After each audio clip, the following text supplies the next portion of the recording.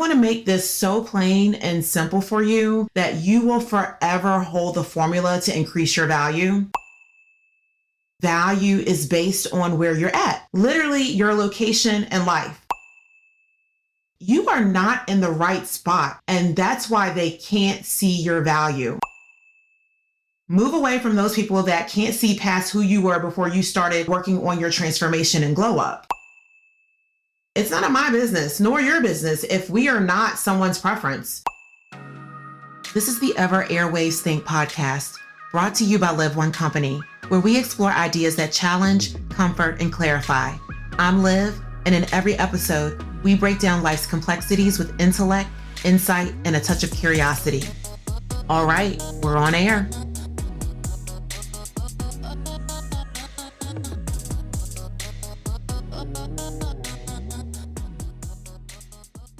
Hey, love, and I say love because you love that term of endearment, so I'm going to keep saying it until the trend stops trending, I guess. My love, your value raises with a few things: your perceived quality, reputation, your context, and the validation of where you're at. Literally, where are you at? How do people perceive you? What do others believe you are worth? How do people price you? Yes, I said price you because I need for you to really get this. They are looking at your expertise. What knowledge and skills do you have, sis? They are studying the way you communicate, your reliability, your appearance, and how you show up. Why should they categorize you as high class? Because I'm confused. You want to be assessed as a top tier boss B. You know what? Let me take that back. Let's say boss chick. I'm cleaning it up. All right. I'm cleaning it up. I'm a work in progress over here. All right. So judge me not.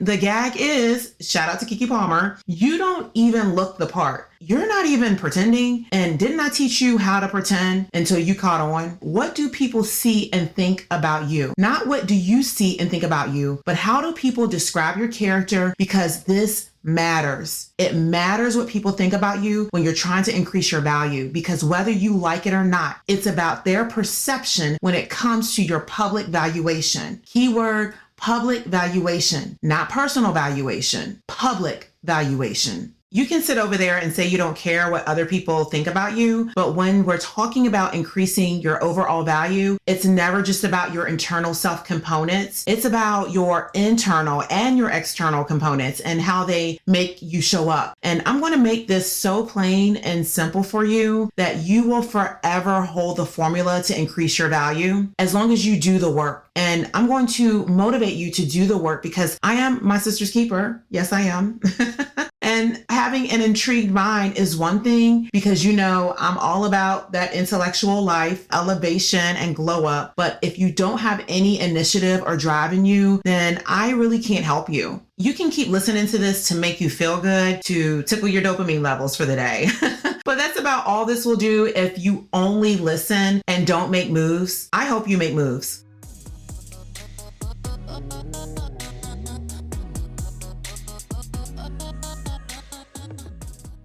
I was listening to 50 Cent recently. Yes, 50 Cent. Hey, I listened to a little bit of everybody, okay? But he was being interviewed and it reminded me of some powerful things he said before about knowing and understanding your value. But hold on, wait a minute, right? I cannot dismiss his recklessness in these social media streets. 50 Cent is always keeping his foot on someone's neck. Don't ever owe 50 anything and don't ever cross him because he is not letting up until he runs you over and backs up and hits the reverse. That's how he do. He is a diabolical social media troll. Dude is a menace. I'm serious. I will say a lot smarter than many may think. He is actually very intelligent and I respect that about him. And I've actually read a few of his books in the past. He has a great business mindset and I love some of the strategic moves he's making in the industry. About 2 or 3 years ago, I read his book, Hustle Harder, Hustle Smarter. Exceptional read. Okay. Pick up the book. Then the other day, I remember something he said in an interview. He talked about how value is based on where you're at, literally your location in life. And I couldn't unhear it. So I'm bringing it to the table. Like I'm bringing what 50 Cent shared and probably recycled in his own creative and transparent way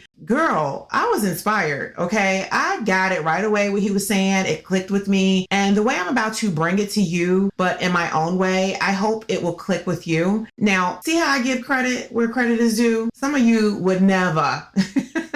All right, let me break this down quick and easy for you. What we're about to do is some simple valuations so you can understand the premise of this concept of your value and how it's based on where you're at. What is a valuation? A valuation is basically an appraisal, it's an assessment, it's a judgment of how much something is worth. Easy breezy. A lot of us see valuations when you're buying your home. You want to know the value, you have someone go out and assess it. That's simply what we're talking about. Take, for example, a beautiful piece of artwork. A beautiful piece of artwork is sold on the street for $20, $100 at a local art fair. Then it's sold for $1,000 if it's displayed in a small gallery. $10,000 sold by a recognized artist in a prestigious gallery. $100,000 that's auctioned off at a renowned auction house. And then, if it's displayed in a museum as a masterpiece, then of course that's priceless. So same beautiful piece of artwork, but it's not about the artwork. It's about where it's at. So you are not in the right spot. And that's why they can't see your value. If you move from where you're at, your value will increase. You are the beautiful piece of artwork here. In my example, you are the artwork. But if you're in the wrong place, then that's how you are valued. If you have not elevated yourself from the streets, okay, remember in the streets, you're only $20, then you, my dear, are a decoration or an impulse buy from someone. If you are at the local fair level, then at the table, you are only a community commodity that holds some kind of creative merit, I would say. And then for all my girls that are smart gallery level, then you are professional, you are curated commodity, and you're valued way higher. Pretty much you are in the right places where they begin to value you based off of what you bring to the table. A prestigious gallery and auction house level girls, you're in a whole nother ball game. You're in the right place where your reputation and exclusivity pretty much automatically assessed at a higher value because of your location. It's about where you're at. And if you're in the streets, I hope you're not in the streets. Okay, we're not hanging with people in the streets. But society says if you're in the streets, your value is low. But if you are in prestigious galleries, auction houses, and fine art museums, your value is validated by experts. All right, so experts are always validating things at a higher value because they know the worth of things, and it's based on location. So sis, we need to go for the expert valuation.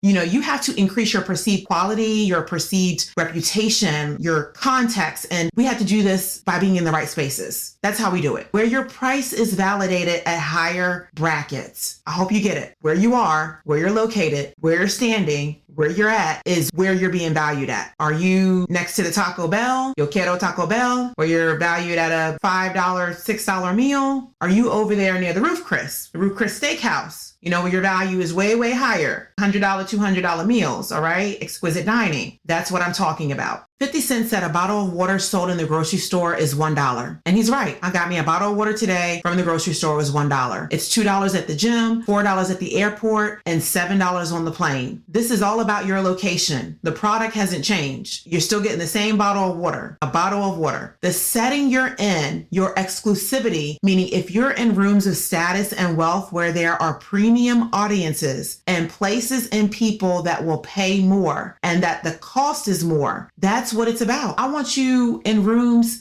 premium rooms. I want to know though, what rooms are you in? What rooms are you displaying your gifts and talents in right now? If you're not in premium audiences and premium places, then where are you? Are you in the same rooms, around the same people, doing the same things you were doing 5 years ago? If so, then that's why you have not increased your value. Your value is at where you're at. Where is your progression? We should not be doing the same things that we were doing 3 or 5 years ago. Change your scene. I'm talking about status symbol. The social proof is people pay higher prices in settings where exclusivity is a status symbol. Where there is limited access, people pay more. If you're flying first class or business class to Dubai, the price for one way is around $4,000 and up just for one way. The question is, what are you getting with that? Like, what comes with business class? You get top tier service, privacy, a comfortable bed, probably private bathrooms, shower access with, I'm sure, refreshing toiletries and like chef kiss food and drinks. Top shelf beverage me up, please, right? But if you are flying main cabin to Dubai, hey, the fact that you're going is nice in itself, and I don't want to discount that, but you're not getting to lay down on that straight long 16-hour flight at all. Your chair may be reclined a little and you'll have a limited food option selection, but by the time you land, your butt will stink, your legs cramped up, and your body rank from sitting on your assets.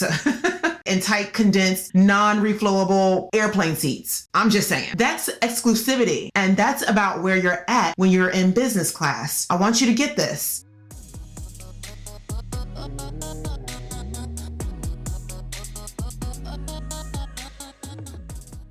I want to remind you that Ever Airwaves Think podcast is here to help you redefine what it means to live the soft life. And I live the podcaster that is podcasting this show. I'm here to help you live in your soft life era. And this episode is really focused on you ladies. And of course, for any of my male listeners tuning in too, okay, shout out to those of you fellas out there. I really appreciate you for being here. But again, ladies, if you feel undervalued and overlooked or stuck in a space that just doesn't match the queen energy you bring to the table, then you must change your location. To skyrocket our perceived values, we have to make moves. We literally have to make moves. We have to position ourselves in spaces both physically and mentally where our worth is recognized, elevated, and celebrated. For some of you, this may actually mean you need to pack up and move across the country. Do what you gotta do. Move away from those people that can't see past who you were before you started working on your transformation and glow up. These type of people, old friends, acquaintances, and even some irritated family members, because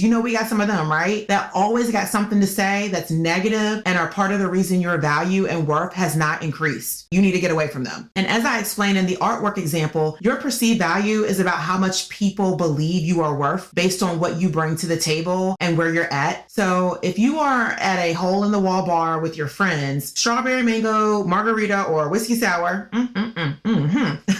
loves me a whiskey sour, but mind your business. And you know how your drinks be bussin', because they be bussin' at them hole in the walls. The hole in the walls will always hit the spot. The hole in the wall, something about them. Food and drinks be so good, okay? But if you're having that same drink at a rooftop lounge with a city skyline view somewhere where you live or somewhere where you're visiting, those drinks will cost you north of $20 to $25. Those same drinks, because the atmosphere feels luxurious and the drinks didn't change. You're getting the whiskey sour, you're getting the mango margarita, strawberry mango margarita drink, but your environment did change. So you're paying for the perceived value for my two favorite drinks. Cheers.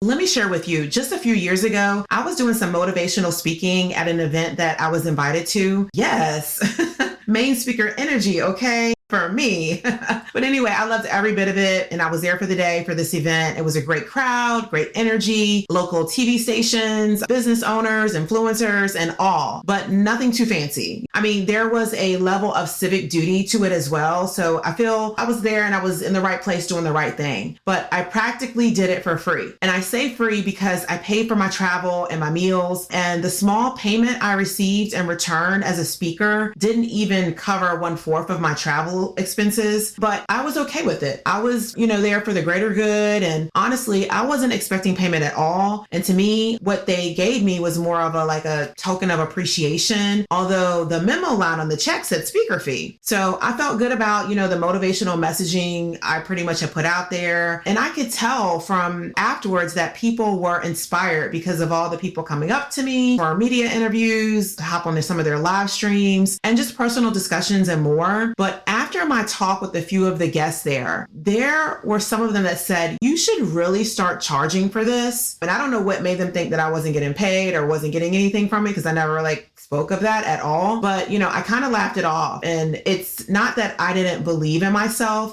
I didn't think I could, in a sense of, I think I just didn't feel right asking for them to pay me. And it's probably because I wasn't used to asking. Go to events, just do stuff, civic duty, community service, love to help people. It was more of just me allowing people to kind of do so on their own. Like if they felt led to pay me, as I've always approached things with a giving heart, especially when it comes to motivating and uplifting and inspiring people and really putting them on game by teaching them what I know. In my mind, I'm just the world is round for a reason. And I just continue to say that to myself, because the meaning to me is that with the world being round for a reason, it will eventually just come back to me. My efforts will pay off in the long run as a form of real payment. Fast forward to another event. Same talk, but this time it was in a more elevated type venue. There was industry leaders, political people. Yes, okay, your girl, I was sharing the stage with some state Supreme Court judges, university professors from, PWIs, and deans from HBCUs. And there was huge media broadcasters there as well, and a few self-made multimillionaire CEOs. So I enjoyed getting to pick their brain and talk to them as well. They were doing really big things, and just other industry leaders in the audience. And guess what? When they reached out to me for the event to come speak, they were already asking me of my speaker fee request and contract writers. To me, once they said that triggered something in me. Okay, from now on, I'm going to make sure that I start asking this, because they asked me, this is a bigger venue. So I feel like I've arrived to the point where I should be able to ask and demand in a nicely way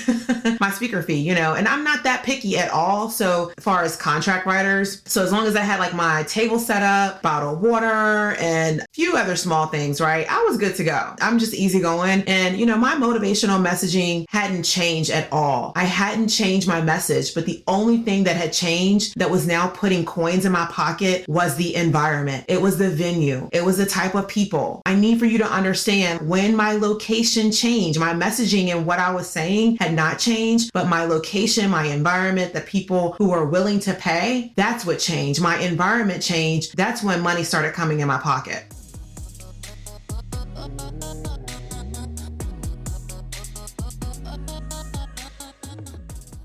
If you're sitting in cheap seats, no one is paying VIP prices for your gifts. It's not you, it's the seats. When it comes to your value, you must lean into this. I want to be very clear. Yes, take your gifts and talents to those VIP rooms and leave your door open and remain humble, for community and civic opportunities, because at the end of the day, you're not better than anybody. You just know how to bring your value to the table. I say this because I don't want you to lose your head. Some people lose their head when they get into these big rooms and despise their humble beginnings. But hey, what the Bible say? Pride comes before destruction, a haughty spirit before a fall. So watch it. Lord, please always keep me humble. In Jesus' name, amen. You are not for everyone, and not everyone is for you. I want you to lower your expectations around the idea that everyone will see your value, because they won't. Some people are perfectly happy with the dollar store, and that's their business. So trying to force the people around you to see your worth when they're fully committed to misunderstanding you is not where it's at. So don't even bother. For me, when it comes to this, I am so glad Juan Dixon is not here right now.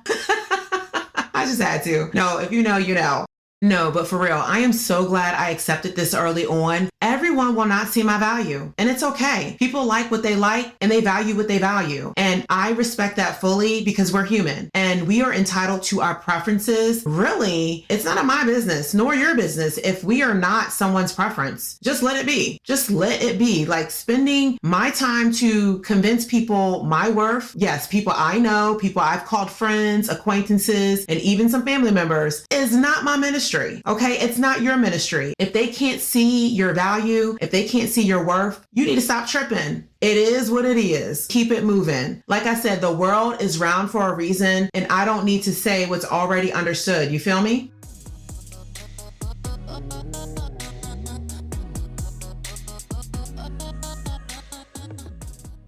Hey, love, there are a few ways to increase your value. You have to audit your environment. Consider what space are you currently occupying professionally, socially, and emotionally, I would say. Move strategically and place yourself in high value spaces only. Be around high value people. Maybe even create little challenges for yourself to make sure that you are around high value people so you can kind of stay committed to your goals. Then you have to also say no to things and people that drain your energy. I think this one hurts some people that I know because they want my availability. When they reach out to me, they're like, can you do this? Can you do that? Can we hang out? And I have to say no sometimes. Like, I'm just not available. I'm not available. I'm working on my own things. And if it's not that, I don't want to help them. It's not that I don't want to be there for them, but some of the things they're doing or are into are off brand for me and are hinders to my time. Or I truly just don't have the time right now. Like I said, some things they want to do are things that I find to be rewards, like going out to eat or going to a spa or brunches and events and traveling. And I am heads down and have not hit my goals yet. And I'm not going anywhere. I have to say no because I don't prematurely celebrate hitting my goals. I wait to actually hit my goals or incremental milestones before I reward myself. This is just how I operate. And you have to figure out how things work best for you. Sis, your time is premium. My time is premium, and we have to treat it as such. And of course, importantly, you have to invest in yourself, whether it's education, personal development, increasing your faith, self-care. Put your energy into what makes you grow.